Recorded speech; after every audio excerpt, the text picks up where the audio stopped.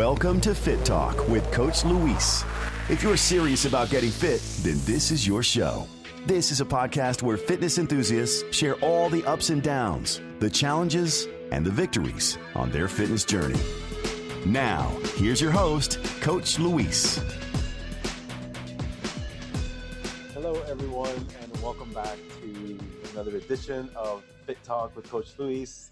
And if you guys remember Erika Bogan, she had just recently given a shout out to her coaches out at Vitality about helping her out as much as they did, and I wanted to have her back because she has such a great inspirational story, and I told you she'd be back, so here she is. And welcome, Erika, to the show. Thank you so much. I'm glad to be back recording with you. This is exciting stuff. It is. I'm really excited because we got some really cool things to talk about, and the fact that you're also local, so I'll actually get to, meet you here pretty soon in person for the Open. So it's, a lot of good things. And I just want to really share with other people the amazing things that you and your team are doing. And so to get us started, can you give us a little bit of a background on, what you've done and how you got to the point to where you're at today? Sure. So I start with, I have been a paraplegic since January 20th of 2002. I was injured because of domestic violence in a car accident. But I don't always think that it's as important now that it's been almost 18 years to really talk about what happened then to put me in a wheelchair, but rather what's happened in my life since then. I started getting involved in all kinds of different stuff, and probably 2008, starting with the Miss Wheelchair North Carolina pageant, and just kind of trying to, find a platform to be able to share my perspective and my message. And my message is always, again, it's not what happens to us in life, but rather how we respond to what's happening, our response to what's happening around us, and the way that we are able to change our response, I believe, is what kind of sets the course for where we end up. Absolutely. And I have been involved with all kinds of different adaptive sports, and all of the things that I've done have always been really, really outside of the box, starting with surfing. I've been surfing since 2008, and surfed competitively. I've surfed in the U.S. Open of Surfing. I've surfed in the WSA Championships in San Onofre, California. And then at the beginning of, 2016, I saw on social media, I saw another adaptive athlete who was in a CrossFit gym, and he was climbing a rope with his wheelchair attached to him. And I'm like, oh my gosh, that's super badass. I want to do that. Yeah. And so I kind of reached out to him and found out, what CrossFit was. Mm-hmm. Sorry about that. My phone just rang. Hey, we're doing an interview here, guys. No more phone calls for her, please. And I just turned my ringer off. Sorry about that, guys. Anyway, I kind of researched a little bit what CrossFit was, but still didn't really know, but was determined I was going to find somewhere with a rope that I could learn how to climb. Mm-hmm. And I went to a couple of different CrossFit boxes in the Charlotte area, and was actually turned away the first couple times. And then I found Vitality, and I rolled in there, and it just happened. My now coach, Amy Holland, was the one at the front desk. And she's like, can I help you? And long story short, I'm just like, hey, I want to do CrossFit. And she kind of looked at me and smiled real big. And I was like, all right, let's talk. And I've been doing CrossFit ever since. There was a little period of time last year where I had to quit for a little while. And I realized really, really quickly what CrossFit did for me. And not just on a physical level, keeping me fit and healthy, but also, and I think more importantly, for mental health. I live with PTSD, actually specifically complex PTSD, which is a little crazy, and some anxiety disorders. And when I had to quit for a little while, my mental health wellness like really kind of spiraled out of control.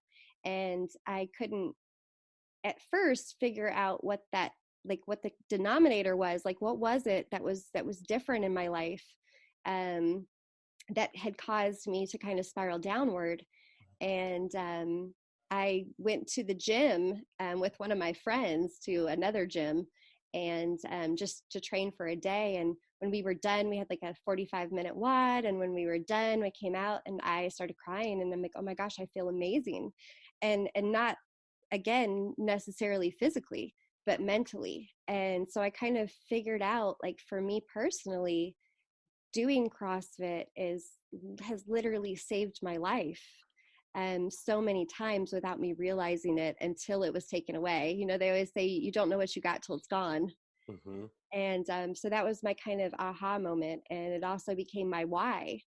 I have a lot of people in my network who also battle different mental health issues, and that are also mental health warriors and advocates. And throughout the last 3 years, I've lost a couple of them to suicide, and it just motivates me more to keep doing what I'm doing. And it's funny, I think I've said to you before that most people think that or assume that the reason that I do CrossFit and even the Spartan races that I started doing in April of this year, because I'm in a wheelchair, Mm-hmm. but that's actually not why.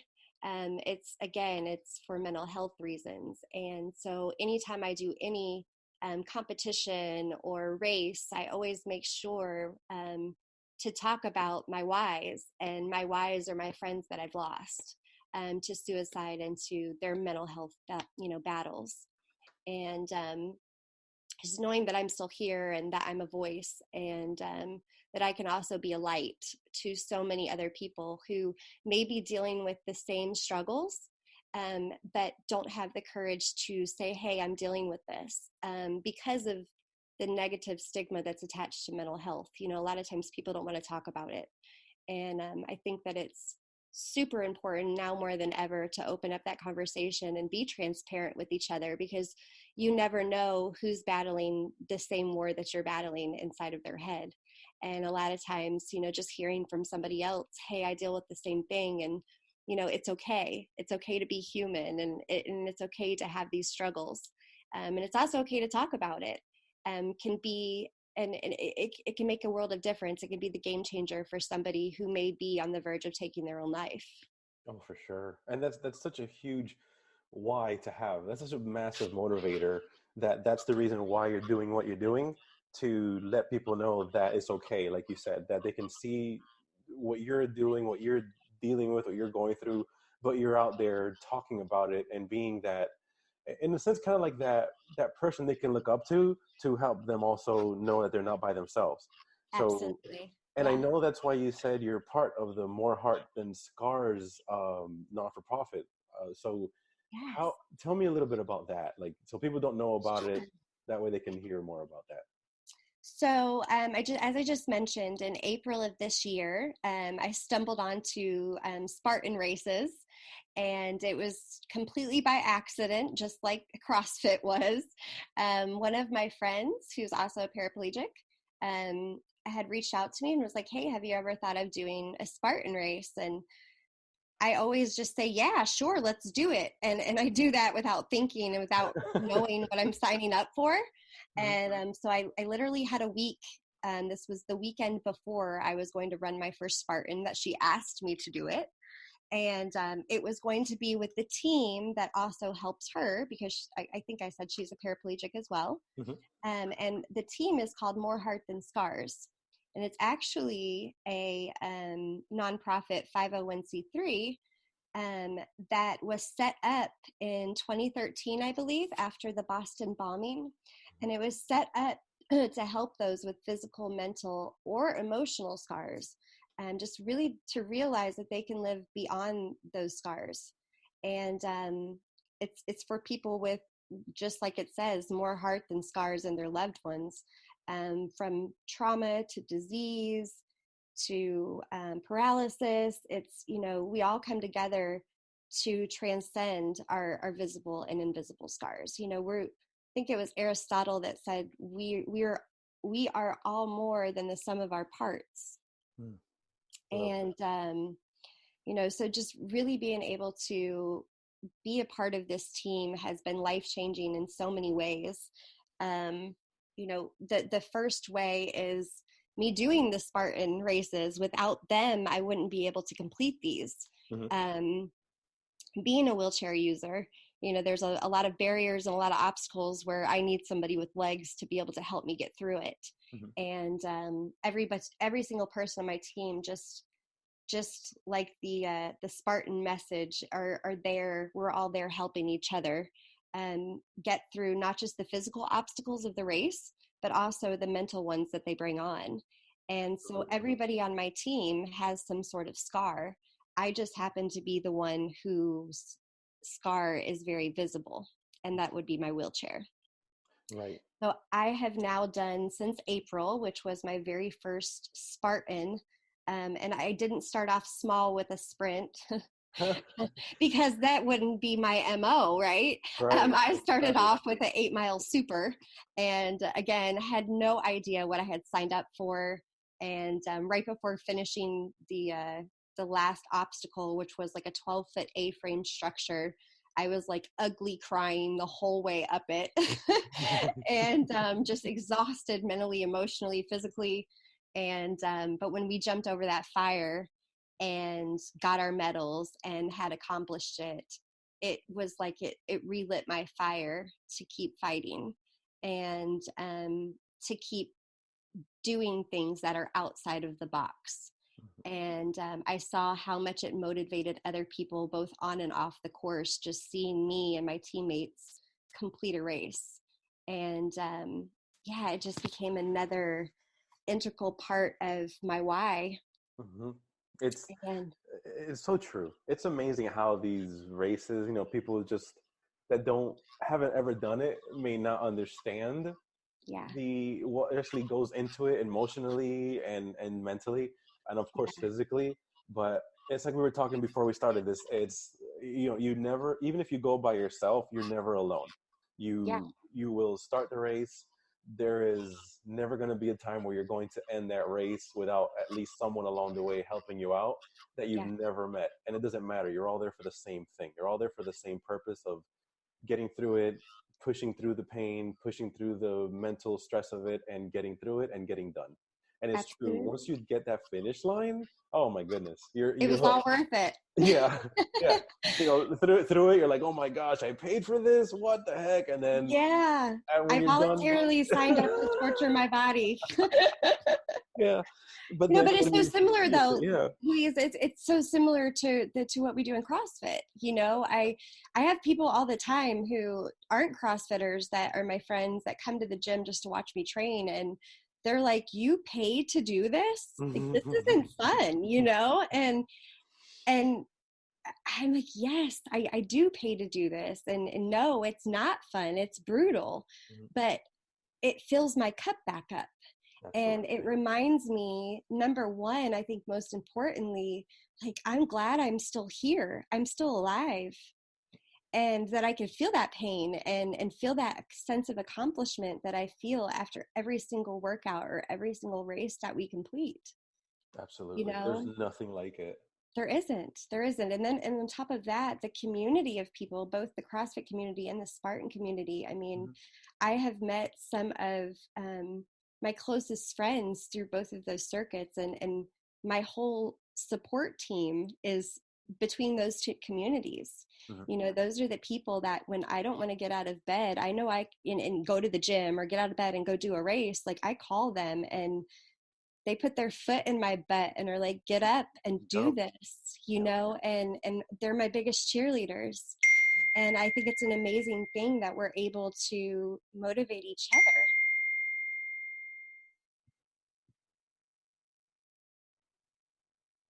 Are you there still? Did I lose you? No, okay. I don't know what that was. I think it's... You're too popular. Okay, guys, look. Leave her alone for a few more minutes. You know what it is? I'm getting text messages and they're coming to my iMac as we're talking. So Oh, yeah, I have that's to turn right. that notification off. I'm like, and my phone's turned off, so where is that coming from? Oh, that's funny. Sorry about that. That's them right now. They're like, hey, you're going to show up to the gym or what? What's going Actually, it on is. here? It's so funny is that that's actually my break, my leader, my team leader on More Heart Than Scars that's sending me stuff about our next race. Oh, hey, well, if you want to give them a shout out here, you can. Yeah, hey Joey, this is your shout out. You're interrupting our interview. Oh man, but thank you for actually proving that you're going to really, keep her on point. So thank you, Joey. Yes, he always making sure I'm accountable, that's for sure. I love it. And it's true. It's if we keep our environment surrounded with the people that have the same mindset, it'll push us to not fail, and being that we have these massive, we're so fortunate to have this, with what Joe DeCina created with the Spartan. This didn't exist, years ago. This wasn't even an option. So Right. now that people have the option to do this, so many more are joining it and seeing that, hey, it's okay if I have these issues. I can go here and just come together with a group of people that understand that life is hard. So let's come together and let's work through something together, and that'll actually help us outside of the races to tackle life's obstacles even better, even more head on because of that also. Absolutely. And one of the things that you said just a few minutes ago about the Spartan community, and knowing that even if that you're never going to be alone, that somebody's always going to be there with you no matter what pace you're going at. And that's so true. Like we have came across people on the course who were like literally sitting down and just crying and ready to be defeated. Mm-hmm. And they see us coming, and me in my wheelchair, and we stop and we're like, hey, like, can we help you?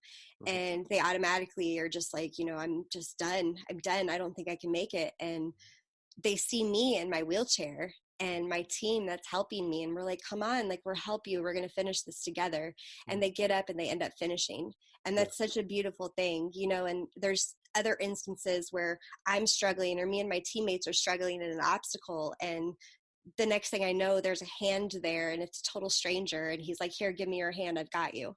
Yeah. And that's a beautiful thing. Like, I think we need more of that in our everyday world, not just on Spartan races and in the CrossFit community. I mean, just every day, that's a big lesson for all of us to learn, is just to lend that hand, whether it's a stranger or not, just being there and kind of embracing that humanity. Absolutely. Just be kind. It's not that Yeah. difficult. Yeah. It's not that difficult, It's not. And it's so rewarding for both people, It is. so It why absolutely not? is. Yep. Yeah. So I know we talked a little bit about it before. What is your favorite inspirational moment you had? My favorite inspirational moment. Oh gosh, there's been so many. I'm sure. Um, I would say like an inspirational moment that has happened to me, or something that somebody else has done that inspired me. Well, I love the one that you told me about the vet at Yeah. the Spartan race. That was actually the one I was going to use. Oh, perfect. I love that one. Please, I would love for people to hear that one. Yeah. So actually I just did another super Spartan race in Atlanta this last Saturday, October 5th. And after the race, well, I had seen a guy, he was kind of lingering around in the festival area, and there was a lot of people around me talking to me and asking me questions. And he kind of was being really patient, and I could tell he was waiting to talk to me. And so when everybody kind of walked away from me, he came over and he knelt down on his knee, and he just said, he's like, I have to talk to you. And he's like, I have to thank you for what you and your team are doing. He was like, you just really, really inspired me. And he started to tell me that he was a vet, and he had a pretty severe case of combat PTSD. Mm-hmm. And then on top of that, the year after he got out of the military, his wife passed away unexpectedly and left him a single father. And he said, with you, he said, you can see your scars, you can see your disability. He said, with me, I have PTSD. Mm-hmm. And I just kind of smiled at him and I said, a lot of people think that the reason I do this, and which is a totally justifiable assumption, is because I'm in a wheelchair. And I kind of, just kept smiling at him, and he's got tears in his eyes. And I just said to him, I said, but actually, I said, I have some invisible scars too. And I told him, I live with complex PTSD, and told him how I got paralyzed. And I said, it's definitely been a huge struggle for me, more mentally and emotionally than physically. And I said, so I totally understand. And by that point, he had really let his guard down, and you can see the emotion in his face. And he was just like, I would give anything to help you and your team get through one of these races. And he shared with me that the whole reason that he fell into Spartan was because he got into a very dark space and was dealing with some suicidal ideation. Yeah. And one of his friends reached out to him, and he happened to be in that dark place, and he was like, man, you couldn't have called me at a better time. I just need somebody to talk to. And his friend's like, hey, why don't you come do a Spartan race with me tomorrow? He's like, I'll pay for it. Don't worry about it. I just want you to come with me.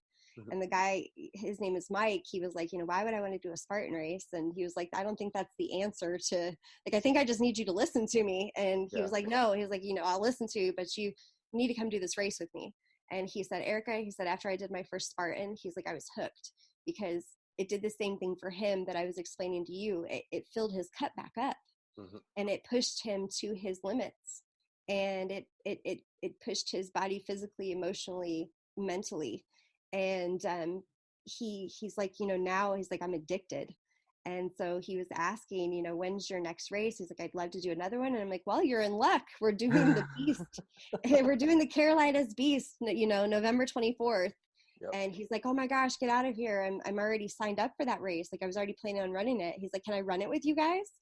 And I'm like, absolutely. So awesome. Like, we would love to have you on our team, So now he's going to be running the Beast with us. And it just goes to show you, like, you never know in that course who's watching. Just like with every day in life, you never know who's watching.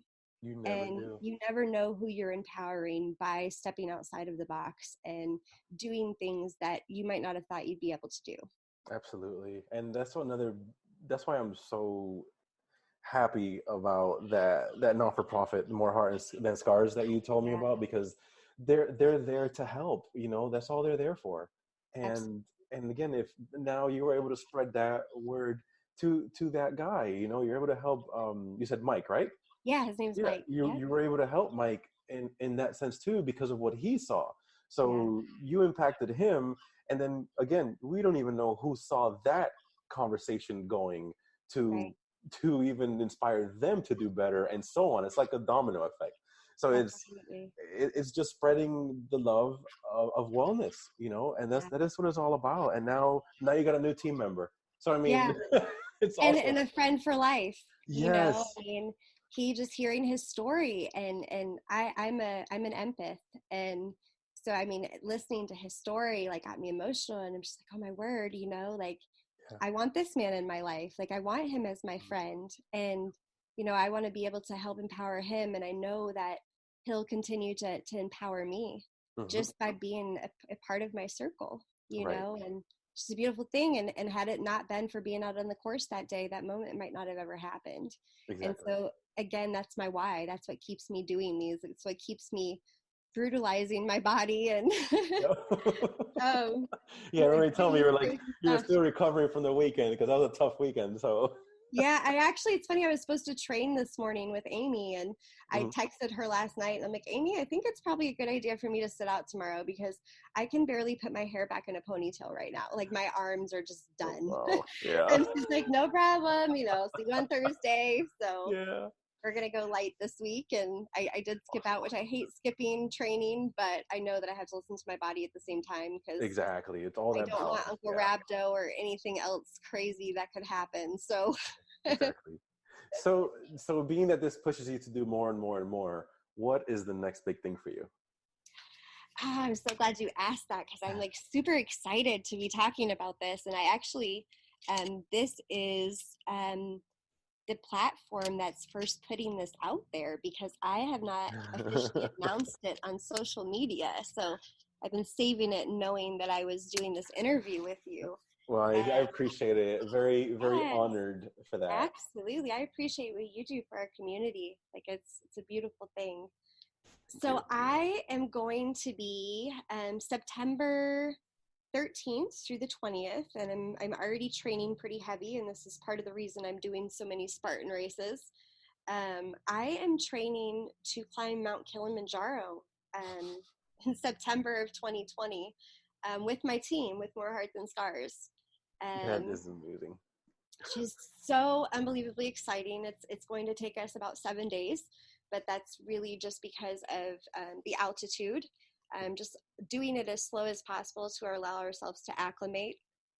Because the number one thing out of the thousands of people that attempt to reach the summit of Kilimanjaro a year, and there are thousands that do it, less than half of them actually make it to the summit, and it's because they do it too quickly, Mhm. and they end up with altitude sickness, which can be deadly. I think the statistics are there's about 10 people a year, approximately 10 people a year that die trying to make it to the summit of Kilimanjaro, and it's just the altitude Yeah. that ends up not mixing well with their bodies and ultimately killing them. um, and also, not being as prepared. And so we're really going into this with a lot of research and a lot of preparation. And I have a couple other para athletes that are my good friends that have done it before me. Mhm. And so I'm just really reaching out to them for, advice and what to expect. And just bought my very first altitude training mask, which is something Nice. I never thought that I would ever be buying. I didn't even know it existed until this came about. But what it does is that it's a mask that you wear that actually um, restricts the oxygen that you're breathing in Mhm. to help your body get used to what it would be like at high altitudes. Mhm. And so I will be wearing that in the Beast in November. And I'll also be wearing it in the CrossFit gym, training with my Amy. Awesome. Which I look forward to seeing you there next week. So Yes, looking forward to that. I'll be there. So that is an amazing feat, though, that you're preparing yourself for, that you and your team are preparing yourselves for. Yeah, yeah. It's pretty spectacular. Like I definitely, almost 18 years ago when I got paralyzed, I never, ever, ever would have imagined that I would ever have even half of the opportunities that I've had in the last almost 18 years. But I definitely would have never imagined that I would even have the desire to climb Mount Kilimanjaro. Mm-hmm. So it's pretty exciting for so many reasons, and I've had a lot of people reach out to me, and I think that again, just like with CrossFit and the Spartan races, they automatically assume that it's because I'm a wheelchair athlete, and so I've had a couple people reach out to me. They're like, you're not the first paraplegic, female to do it. And I'm like, yeah, I know, but that's not why I'm doing it. Mm-hmm. I'm doing it to bring awareness to mental health and suicide prevention. And I'm doing it for my friends that are no longer here and that got tired and couldn't make it through the struggle anymore. Yeah. I'm doing it for them. And I'm hopefully going to be able to really, really, really raise awareness and help other people through this, help other people see that it's okay. Again, like I said earlier, it's okay to struggle. It's okay to have, it's okay to have mental issues, mental health issues. And, you know, everybody's life experiences is different. And I believe that everybody deals with some sort of trauma throughout their lifetime. And I think that more people carry scars than they realize. Mm-hmm. Absolutely. And I think we just learn to bury them and Yeah, not really talk to them. And that's obviously the worst thing we can do. absolutely. And the fact that, Absolutely. again, that there's more awareness if it is needed. So I'm so happy that you're doing this because it's going to let a lot of people understand that they're not alone. Yeah, And then the more help they get, the better. It's absolutely. only a win-win. You become stronger by talking about it and working through it, and that's really the best way to do it. And that's my desire, is, in doing this and talking about it, because I'm going to be blogging the whole entire journey to the summit and back down. Oh, that's awesome. I'm going to be, recording this and actually writing a book around it, and just really, really trying to open up that space to allow people to say, you know what, I'm going through the same thing. And if she can get through it, I can get through it. And I don't want to be another one of the statistics, and I want to live, and I want to get help, whatever that means, because for everybody it's different. But if I can inspire one person to get themselves healthy, not just physically, but also emotionally and mentally, then it's all going to be worth it. Oh, 100%. Yeah. Yeah. So what books are you into right now that are helping you either with coping that you think would help someone else that's listening? That is a really, really good question. So one of my favorite authors who I have been reading since about January of this year, I've read a couple of her books, is Brene Brown. I don't know if you've ever heard of her. She's just an amazing author. She's actually has a PhD, and she specializes in mental health. And the book that I'm currently reading right now is called The Gifts of Imperfection. Oh, I like that. And it's a really, really eye-opening book. It's helped me be able to kind of let go of who I thought I was supposed to be, because I believe that society and even the limited beliefs that we learn from our parents, our grandparents, the people that we come in contact in our life as we're developing and growing, there's certain things like you're supposed to be married by this age. You're supposed to, go to college and then get married and have a baby. And, I don't believe that that's true, but there's a lot of times I think that there's more people than not that deal with that and don't realize that they're trying to live somebody else's vision for their life, rather than forming their own vision for what they want and embracing who they really are. And embracing who you really are means also embracing your own imperfections, because I believe that our imperfections are also our gifts. And again, that I guess kind of goes back to my message when I speak as a motivator is, that a lot of times the things that we're perceiving, and it causes us to respond a certain way. And when they're negative things, a lot of times we respond to them in a negative way, which just causes a snowball effect where everything just feels negative. And it's all about our perception and how we're choosing to look at things. For instance, my biggest example is when I got paralyzed. For the first probably 4 or 5 years, I struggled. I was not the same person that you're talking to today.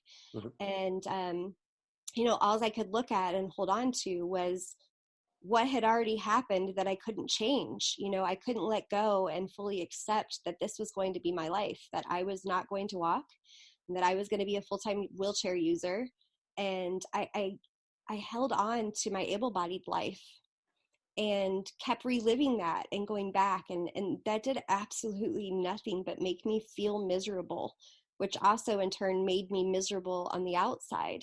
And I slowly started learning through my own research and reading and just really educating myself, that was part of my PTSD. And that the only person that could change my life in the way I felt was myself, because I'm a firm believer our thoughts create our reality. And as long as I kept thinking of everything being negative and it being this tragic, part of my life, then that was exactly what it was going to be. It was going to be a tragedy, because that was the way I was thinking of it. But as soon as I started changing my way of thinking and flipping it and finding the silver lining, no matter how small it was, my whole world started to change. Something as small as learning how to make the bed while sitting in it. Right. That was a huge victory for me. And for other people around me, they were like, okay, yay, you learned how to make the bed. Like, that's great. It wasn't that big of a deal, but to me, it was a huge defeat. Right. And starting to see like, wow, yeah, I'm not going to be able to make the bed like I used to and as quickly as I used to do it, but I can do it a different way. And Mhm. the more and more I do it every day, just like everything else in life, the more I do it, the more I practice, the faster I'm going to get. And now I make my bed every morning as soon as I get out of my bed, and it takes me maybe 3 seconds, Mhm. you know, and I no longer have to do it sitting in it. I adapted and I learned how to do it for my wheelchair. Yep. You know, little things that I started realizing, again, if I flip the script in my head and made it positive, even if it was something as small as you saying to myself, you know what, it might take me 10 minutes to make my bed this morning and it's going to be physically exhausting, but at least I woke up and I have the opportunity to make my bed. Yes, exactly. So it's looking at the positive side Yeah. of things versus just, the negatives. And like you said, that may seem like a small feat for other people, but just like you said, some people have a struggle just getting out of bed. Yes. So, I Yes. mean, looking at things in that perspective and always looking at the positive outcome, then we will live a more positive life versus just being miserable with every single thing or that surrounds us. Then yes, we'll be miserable every single day. Yeah, if we're thinking miserable negative thoughts, and that's exactly how we're going to feel. You know, Absolutely. our brain is a muscle, and just like any other muscle in our body, the more that you practice and the more that you use it and you train to do something different, the Mhm. easier it's going to become, and then eventually it becomes a habit. And so I guess my habit that I formed in doing that was being internally optimistic, Yeah. you know, and it's not easy all the time. And you know, I am human and I do have my days where I don't want to get out of bed. Mhm. And on those days I've learned that it's okay to be human, and it's okay to have a day and not get out of bed. But what's not okay is staying in that space and unpacking and living there. Oh, And yeah. that's where the training of my brain and becoming an internal optimist and learning how to flip the script in my own dialogue and my brain has really helped me a lot. And so I do have days where I don't want to get out of bed, where everything in the world is like my enemy, I feel like, and sometimes it's my own body that I feel like is working against me. Mhm. And I just breathe, and sometimes I'll do something as simple as meditating Mhm. and just come back to a better space and say, you know, it's okay. This is my body's way of telling me that I need a day to not do anything, but just Right. concentrate on loving me Mhm. It's and taking care of me. And if that means eating ice cream, Amy, you didn't hear this if you're listening, but eating Ben and Jerry's in my bed while watching the Oprah Network, then dang it, that's what I'm going to do, because that's what my body needs. And that's okay, because again, I'm human. But you're And so right, Erica. That's exactly correct. It's the whole point of understanding how you're feeling, the emotions, letting them come in, dealing with feeling them. them, Yeah, working through them, but not staying there. Because that is, absolutely. I have said that so much that it's not, you're not, don't block those feelings, don't block those emotions, because that's literally part of your body, of your system trying to tell you something. Yes. So, acknowledge it, welcome it, but then don't stay there. Move forward and change your mindset. Meditation is fantastic. There's so Yes. many different ways of doing it, of course, but as long as it's, you're just kind of being at the moment, Being still. just right, just being there, breathing. I mean, if you just focus on your breathing alone and you concentrate on the fact that you're breathing and acknowledging that alone is a stress reliever. Yes. So, I mean, journaling is what works for me. I do that. It's helped me a lot through a lot of things that I've been dealing with recently. And Yeah. again, it's whatever works for you. Try it, Yeah, and just journaling is another big tool that I use as well. I mean, when there's days where I can't get my brain to stop and I might not be able to just concentrate on my breaths, that's when I know that I have a lot going on in my brain and I need to release it. And for right. me, I don't know about you, but for me, writing it Oh yeah. is what helps me release it. And then usually I can meditate. Um, Exactly. It's like your mind's too cluttered to be able to do any type of meditating. So yeah. it's just like write it down. That way it's out. You can have it there, and then you can do that. Well, Absolutely. and another thing that's helped me, and I don't know if you've ever heard of this, but I do what's called a gratitude journal. Mm-hmm. And Yep. I have some friends that actually came up with what's called the 5 minute journal. Mm-hmm. And I've used it for years now, and my kids all use it as well, which is pretty cool. but the 5-minute journal is just a gratitude journal, and it's just really simple. You know, what are 3 things that I'm grateful for, and what are 3 things that could make this day amazing?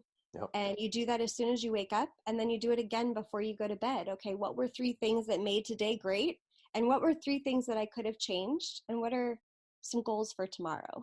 Yep. You Exactly. know, and just being able to kind of reflect and be in the moment and be grateful for, sometimes it's the simplest thing. Like today, my number one thing that I was grateful for is that it's not 98 degrees outside here in Charlotte. I know. Yeah, it's true. It It is doesn't no have, longer yeah. July 71st in Oh, I Charlotte. know, it's retarded. And it's so funny that I'm glad you pointed that out, because it doesn't have to be, you know, some deep, Yeah. mind-blowing type thing you're grateful for. It could be I mean, I posted today, I was grateful because when I was driving to work, the sun was just rising and it was beautiful. It was like a reddish color, and I was like, that's what I'm grateful for right now. And that was enough. It doesn't have to So beautiful. be. I just got chill bumps when you said that, because it doesn't have to be, you know. I was just recently teaching one of my friends how to meditate, because he's like, I can't meditate. Like, I can't do this. I can't do Yeah, this. And I'm like, well, number one, you can't do it because you're telling yourself you can't do it. there you go. That So, negative but mindset. number two, you can do it. It's as simple as just trying to count breaths. And if you can only Right. get to 3, that's okay. Start over. The That's right. more you do it, just like with anything else in your brain, the more you do it, the better you're going to get. You know, but Exactly. taking that time to just be, and just be still and be in the moment is so important, and not enough people do it. Exactly. I love that. Those are such fantastic pointers. If you're hearing this and you got some good pointers here, definitely pause it, go back a little bit and write down those few pointers, because they're fantastic, really good life lessons for us to use. And okay, so tell me, what are your top 3 songs when you're working out to keep you Whew. motivated? Okay. Yes, definitely. So I am a huge Jay-Z and Kendrick Lamar fan. All right, nice. And so right now, my workout songs, I know, and they're older songs, but they're ones that just really get me going. So my top 2 are actually from the Black album, Jay-Z's Black album, and it's Moment of Clarity, and My First Song. And then my third one is Kendrick Lamar's song off of his Damn album, and it's called God.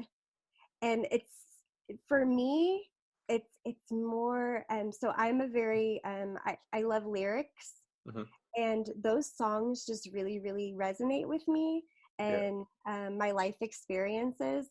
But the Kendrick Lamar song, when the beat drops on that song, it just does something to me. But it just gets me really motivated. And so those are my 3 top on my playlist right now for when I'm working out. And it's super cool, because in our gym, I don't have to wear headphones like they always have. Well, depending on what coaches are training, they always have different music playing in the gym. And I've been really lucky, like the last couple of weeks, that those songs have actually came up. Edited, nice. obviously, because of course. we have young people in our gym too. But it's just really cool. But yeah, those are the ones. So I have a routine, and my getting my mind right, I guess, before I go to the gym. The first thing that I do, besides drink my protein shake, my pre-workout shake, is I turn those songs on in the car, so that if I don't hear them in the gym, I already have them in my head.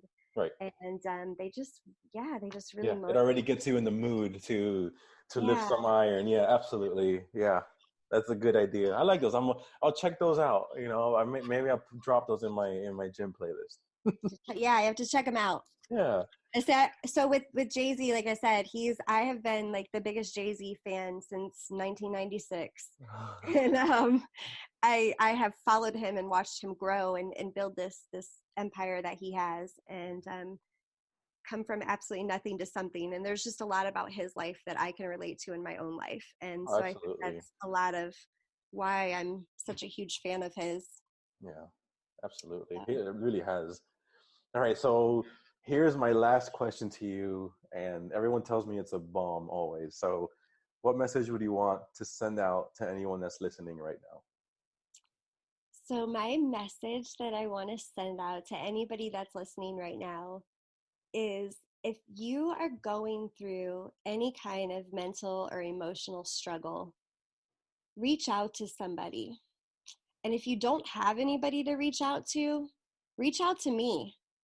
I actually have a website, and I have a form on my website that anybody can message me through. It comes directly to my personal email and my personal cell phone. And my website is erikabogan.com, ErikaBogan.com. But I'm here, like, there's somebody that does care. And I think that we're all faced with different struggles in life, because that's what helps us grow.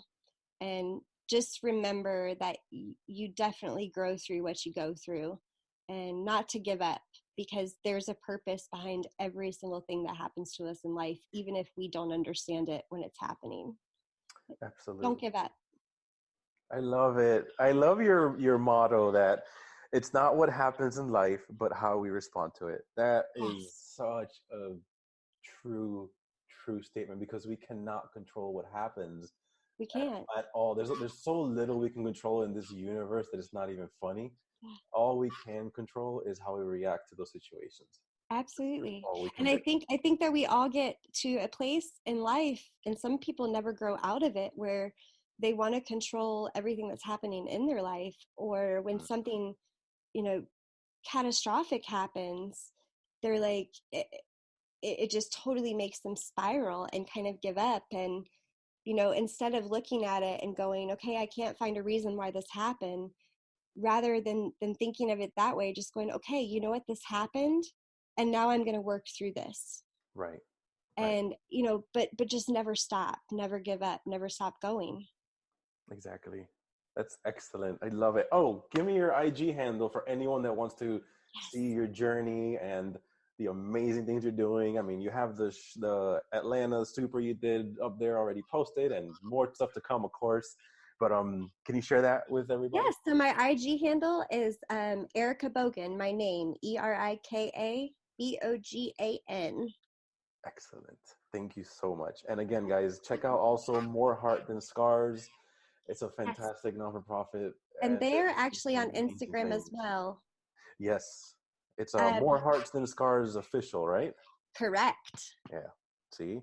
I love it. Yeah. And there's just, again, it's just about more awareness and letting people know what help there really is out there. And just like Erika said, reach out to her, myself, of course. And if we can't help you for whatever reason, we'll help you find someone that can help you. Absolutely. So thank you so much, Erika, for being on today and sharing your amazing story, your journey that has just begun and is only going to get better, and how much you're inspiring people. Thank you for that too. Yes, thank you so much for what you're doing for our community, and for inviting me to have this opportunity with you. I really, really appreciate it. Absolutely. It was my pleasure. All right, guys, stay tuned for the next one, and thank you for listening as always. Bye. Thanks for checking out Fit Talk with Coach Luis. Remember to follow us on social media, on Instagram at Live2Progress, and on Twitter at Live2Progress. Stay tuned for more episodes of Fit Talk with Coach Luis coming soon. And remember, always live to progress.